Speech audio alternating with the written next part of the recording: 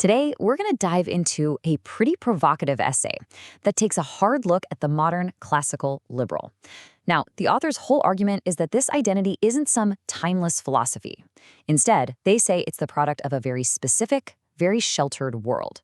So, let's dig in and see how they build that case. Right out of the gate, the author hits us with this quote. It's sharp, it's critical, and it really gets to the heart of their argument. That a certain kind of privileged upbringing, this nursery for the management class, creates a worldview that's mistaken for universal truth. So, here's our game plan for breaking this down. We're going to start by profiling the person at the center of this critique. Then, we'll look at the world that supposedly shaped them, the historical ideas behind it all, the economic forces driving it, and finally, we'll get to the author's, well, their final diagnosis. Okay, so let's start with the main character of the story. According to the source, who is this classical liberal? The source paints a really specific picture. We're talking about a boomer or a Gen Xer, someone who definitely doesn't call themselves a conservative. Why? Because they kind of look down on traditional conservatives as unsophisticated, as hillbillies. Their entire identity is wrapped up in the Protestant work ethic, and the author highlights this key subtype, the overachiever who says they came from nothing and lives by that pull yourself up by your bootstraps philosophy. So where does this person come from? Well, the source argues their entire belief system is basically a direct result of growing up in a very specific and you could say very sheltered environment. The author describes this world as a cookie-cutter suburb. Everything's homogeneous. Financial stability is just the default setting. Life follows this really predictable track, and you're mostly just around people who are exactly like you. You can almost picture it, right? A life defined by this visible sense of order and comfort. Perfect lawns, a new car in the driveway every few years like clockwork. It's a world where, on the surface at least, everything just works. And that sense of order wasn't an accident. The source points to things like homeowners associations that police the neighborhood with a kind of broken windows mentality. This idea that if you crack down on the small stuff, like a messy lawn, you prevent any real disorder from ever taking root. It's all about maintaining that image of perfect control. Now, this is a powerful detail the author includes. They argue this was a world totally insulated from the messier parts of life. Things like a teen pregnancy just didn't happen in your line of sight. And the result? It creates this sense that those kinds of problems aren't normal human struggles, but just rare, faraway exceptions to the rule. And this quote right here brings us to the absolute core of the author's critique. They claim the result of being raised in this bubble is that you start to see your specific, orderly suburban life not as one way to live, but as the universal standard, the way all people everywhere can and should live. From there, the author zooms way out.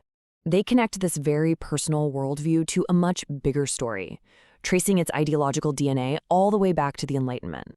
So the argument here is that ideas from thinkers like Locke and Paine weren't some universal truth, but were actually tools for a new merchant class to break free from old duties to their communities.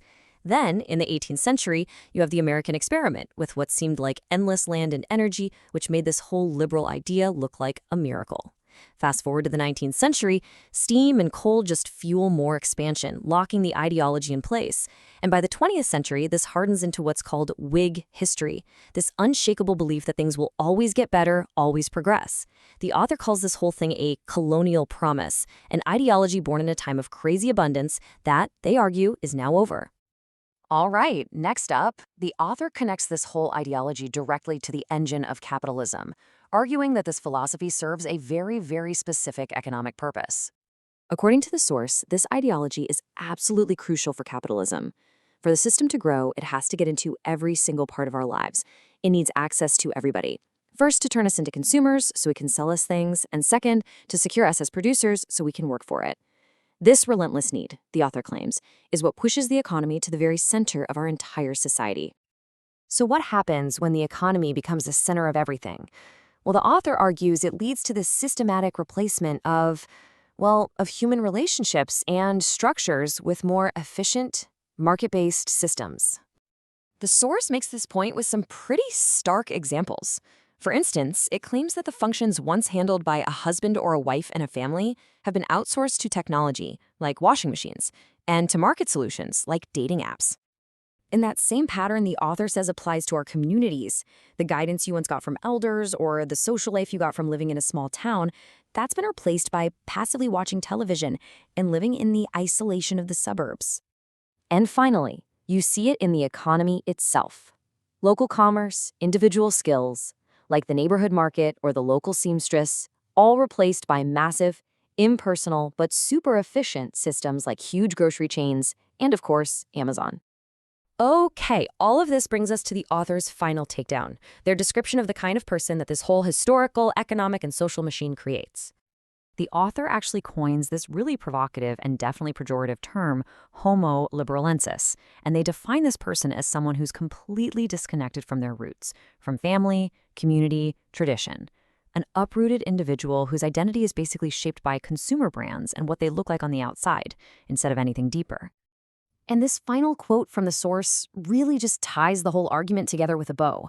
The author claims this entire system, from the philosophy down to the economics, ends with scientific advertising aimed at men who have nothing in their lives larger than themselves. Basically, a system that preys on people who've been cut off from any meaning beyond their own wants and needs.